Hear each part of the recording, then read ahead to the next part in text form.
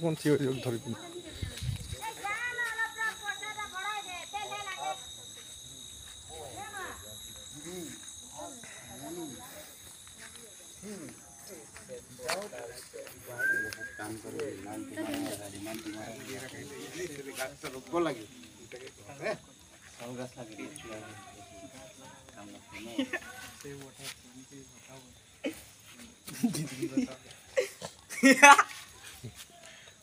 পানী খাব আবার ভালকে এইটো নালাগে এইটো নহয় এইটো নালাগে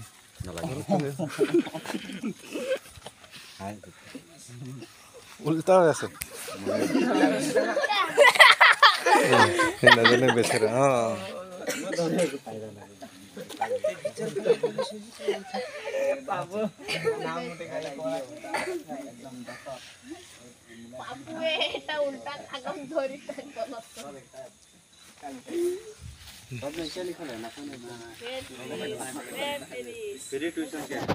নাই এইটো বেলেগ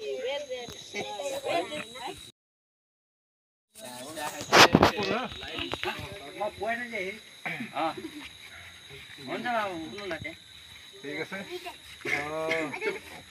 আগত আহা তুমি মেইন মানুহ ইয়া গিয়া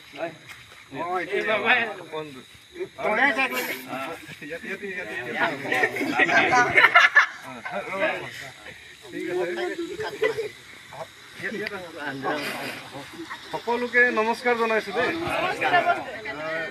মোৰ নাম শ্ৰী পিংকু পেগু ঘৰটো ঢকুৱাখানাত ইয়াত গোগামুখতে থাকোঁ মই সজাগতাৰ কাৰণে আমি একলগ হৈছোঁ কি আছিলে দল বস্তি দল বস্তি পানী যোগান আঁচনিৰ আমাৰ সন্মানীয় জলমিত্ৰ ডাঙৰীয়া আছে এই দল বস্তি অঞ্চলৰে আমাৰ সন্মানীয় আইমাতৃসকল সন্মানীয় দাদাসকল সন্মানীয় সকলো ৰাইজ ভাইটি ভণ্টি সকলোকে নমস্কাৰ জনাই কাৰ্যসূচী এটা আৰম্ভ কৰিব লৈছোঁ সজাগতা এটা সভা শিক্ষা পৰিৱেশ শান্তি আৰু ঐক্য অৰ্থাৎ এডুকেশ্যন এনভাইৰনমেণ্ট ইউনিটি আৰু বৃক্ষৰোপণ কাৰ্যসূচী এতিয়া এই কাৰ্যসূচীটো ৰূপায়ণ কৰাৰ মূল উদ্দেশ্যটো হ'ল আমাৰ সকলোৰ ভালৰ কাৰণে সকলোৰ শান্তিৰ কাৰণে সকলো একতাৰ কাৰণে যাতে আমি সকলোৱে সুখ শান্তি আৰু খুচিছে আমি যাতে সকলোৱে ভালদৰে জীয়াই থাকিব পাৰোঁ মিলা প্ৰীতিৰ মাজত আৰু কথা হ'ল কিন্তু মিলা প্ৰীতিটো কেনেকৈ হ'ব এতিয়া এই পানীটো আমি কি কৰিছোঁ চৰকাৰী পানীহে বুলি কৈ পিনি কিছুমান মানুহে টেপ খুলি থৈ দিয়ে পানী চলিয়ে আছে পানী গৈয়ে আছে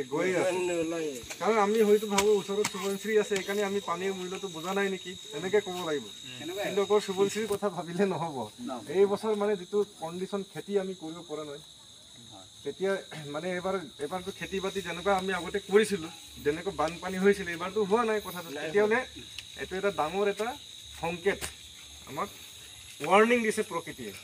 যে আমি যদি সজাগ নহয় তেতিয়াহ'লে অনাগত দিনবোৰত আমি হয়তো মৰুভূমিলৈ এই এৰিয়াটো পৰিণত হ'ব পাৰিম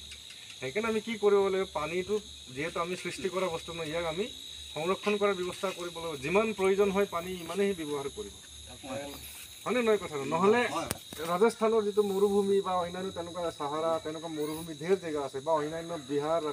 পাঞ্জাৱ এই অঞ্চলবিলাকতো পানীৰ বহুত হাহাকাৰ কিন্তু আমাৰ অসমটো বহুত এটা সুন্দৰ জেগা যে ইয়াত পানী এভেইলেবল আছে কিন্তু এনেকৈ আমি যদি খোৱা পানী যদি নষ্ট কৰি থাকোঁ তেতিয়াহ'লে বিপদটো আমাৰেই হ'ব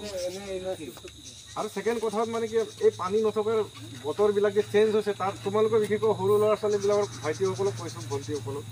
স্কুল টাইম টেবুল চেঞ্জ হৈছিলে কিহৰ কাৰণে গৰমৰ কাৰণে তেতিয়া কিন্তু নেক্সট ইয়েৰ হয়তো তোমালোকৰ ৰাতিপুৱা হ'ব পাৰে মানে এনেকুৱা গৰম বাঢ়ি আছে সেইকাৰণে সজাগ হোৱা গছ কাটিব নালাগে গছ ৰুব লাগিব গছপুলি ৰুব লাগে পৃথিৱীত আমি জীয়াই থাকিবৰ কাৰণে আমাক গছৰ প্ৰয়োজন আছে মানে গছ থাকিলে চব কুছ আছে যদি গছ নাই একো নাই মানে সেইকাৰণে আমি সজাগ হ'ব লাগে পানী অপব্যয় কৰিব নালাগে আৰু সকলোৱে মিলি থাকিব লাগে নানা ধৰণৰ ইয়াত জাতি জনগোষ্ঠীৰ মানুহে চবেই একেলগে এক হৈ আছে মানে এনেকৈ থাকিলেহে আমাৰ সমাজটো আৰু উন্নত হ'ব নহ'লে আমাৰ মাজতে যদি বিভাজন হৈ যদি কাজিয়া কৰি থাকে আমাৰ অশান্তি হ'ব আৰু আমাৰ পৰিৱেশটো বিনষ্ট হ'ব সেইকাৰণে সকলোৱে পঢ়া শুনা কৰি ভাল মানুহৰ বাৰ্থডে'বিলাকত অন্ততঃ গছ পুলি এজোপা ৰুব লাগে তোমালোকে সৰু ল'ৰা ছোৱালীবিলাকে শগুন মানে কি গমেই নাপালে ইয়াত যিমানখিনি বয়োজ্যেষ্ঠ মানুহ আছে গোটেইকেইটাই দেখিছে শগুন হওক চিলনি হওক নানা ধৰণৰ প্ৰকৃতি এতিয়া চব বিনষ্ট হৈ গৈছে ঘৰে ঘৰে হৈ আছে। সেইকাৰণে আমি কি কৰোঁ, প্ৰকৃতিকো আমি বচাব লাগিব। বিশেষ দীঘলে নকৰোঁ, মৎস্যৰ কামুৰি আছে, গৰম হৈ আহি পাওঁ। আমি সকলোৱে মিলি বকুল এজোপা আৰু আমলখি গছ এজোপা ধুনীয়াকৈ প্ৰতিপাল কৰি ডাঙৰ কৰিব আৰু ধুনীয়াকৈ স্কিমটো চলাই মেলি মই জলমিত্ৰ ডাঙৰীয়াক অনুৰোধ কৰিছোঁ যাতে ৰাইজক ভালদৰে পানী যোগান দিয়ে। এনেকৈ ভৱিষ্যতে তেখেতে যদি মাতে আকৌ তেনেকৈ দিহা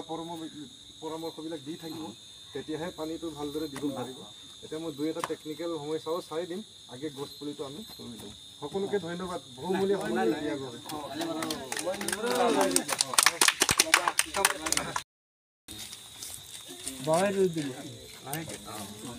ইয়াক পানী ঢালিব দেই ৰাতিপুৱা বজাতে, নহ'লে মৰি থাকিব, গৰু ছাগলী খাবলৈ চবে মাটি অলপ দি দিয়ক। ভগৱানৰ নাম নেক্সট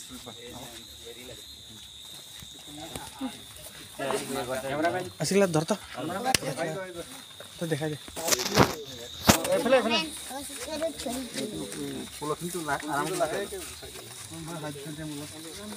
ইয়াতে বাইর নিজের ঘরে ঘরে যাইকে লাগাই দেবো।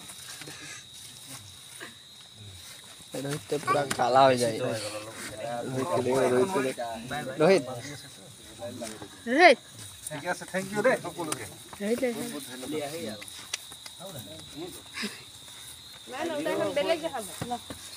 रोहित तो कैमरा में नहीं है चिन्हा थी।